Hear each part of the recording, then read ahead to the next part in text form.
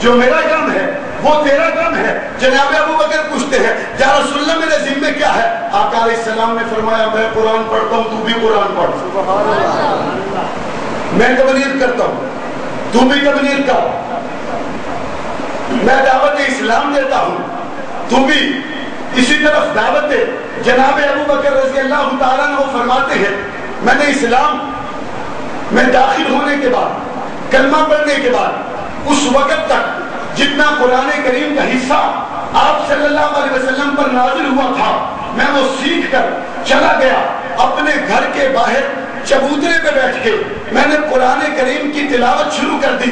میں نے صبح سے قرآن پڑھنا شروع کیا، شام تک قرآن کریم کو پڑھتا چلا گیا، پڑھتا چلا گیا. اس قرآن کریم کی میری کمائی صبح سے شام تک یہ تھی کہ صبح سے شام تک قرآن پڑھنے کی وجہ سے میرے 6 دوست مسلمان ہو چکے تھے، اور میں ان کو ہاتھوں سے پکڑ کر آقا کے قدموں میں لے گیا اور میں نے جا کے عرض کی یا رسول اللہ یہ آج کے دن کی قرآن پڑھنے کی کمائی ہے، قبول کیجئے، کلمہ پڑھائیں.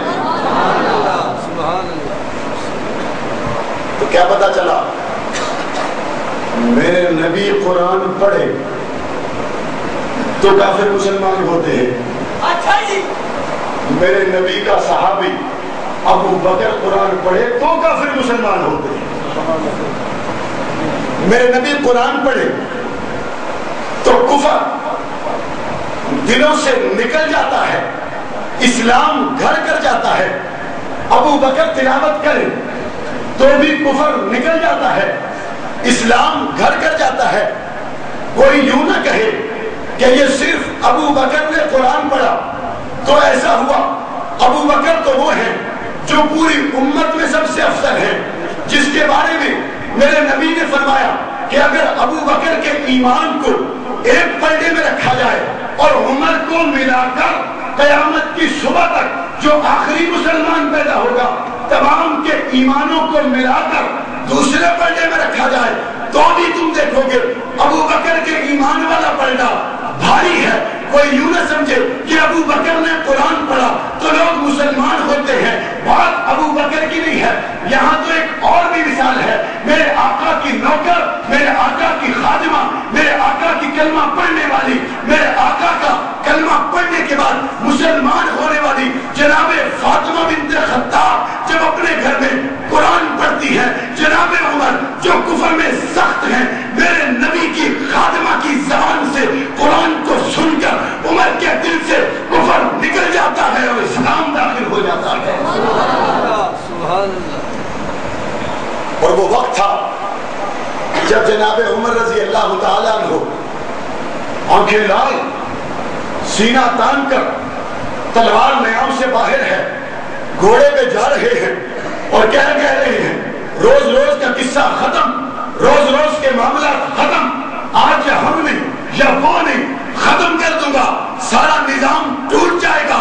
روز روز ہماری صفوں سے نکل کر کوئی ادھر شامل نہیں ہوگا. راستے میں کسی نے روک کر کہا عمر ادھر بعد میں جانا، پہلے بہن کی خبر لے لے. جناب عمر پلٹے اور غصے میں کہ یہ کیا ہوا، میں تو وہاں جا رہا ہوں بات کو سمیٹنے کے لیے، ختم کرنے کے لیے، معاملہ صاف کرنے کے لیے. اس نے مجھے راستے میں روک کر ایسا زوردار تانا دے دیا. گھر میں پہنچ کر جب بہن سے کہتے ہیں کہ تو مسلمان ہو چکی ہے، قرآن کی تلاوت کرتی ہے، جناب فاطمہ بنت خطاب اس وقت اپنے بھائی کو کیا جواب دیتی ہے؟ بھائی بات یہ ہے بیٹا تو بھی خطاب کا ہے، بیٹی میں بھی خطاب کی ہوں، فرق اتنا ہے تو کفر میں سخت ہے، میں اسلام میں سخت ہوں. آج پتہ چل جائے گا، تو اپنا زور لگا لے، میں اپنی طاقت دکھاتی ہوں، تجھے جو ہوتا ہے کر گزر، میں اسلام چھوڑنے کے لیے تیار نہیں ہوں.